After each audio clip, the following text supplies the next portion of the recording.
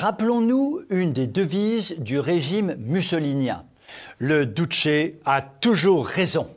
Le fascisme, il paraît que ça n'est pas bien, mais quand une de ces méthodes marche, pourquoi ne pas la réemployer? Donc aujourd'hui, les médias américains nous font un remake en bonne et due forme de l'axiome de Benito « Les démocrates ont toujours raison ».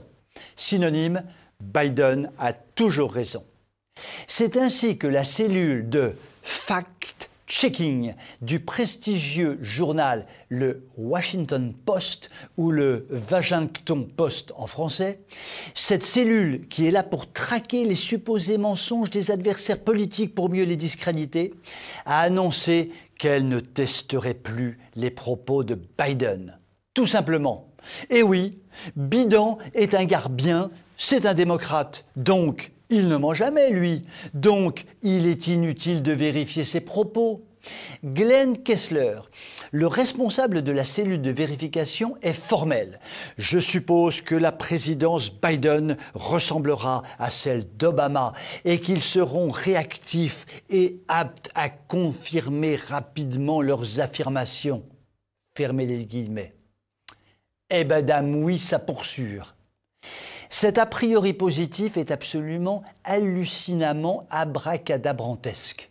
Les démocrates ont donc carte blanche pour affirmer absolument tout ce qui leur passe par la tête, ils ne seront jamais inquiétés. Trump, lui, n'a évidemment pas bénéficié d'une telle mansuétude. Trump, dès qu'il ouvre la bouche, il est forcément suspect. Sale gosse, va, c'est la politique du soupçon. Comme tout cela est enveloppé dans un emballage cadeau de bonne conscience totale et sans limite. Tout va très bien, Madame la Marquise, mais tout va vraiment très bien.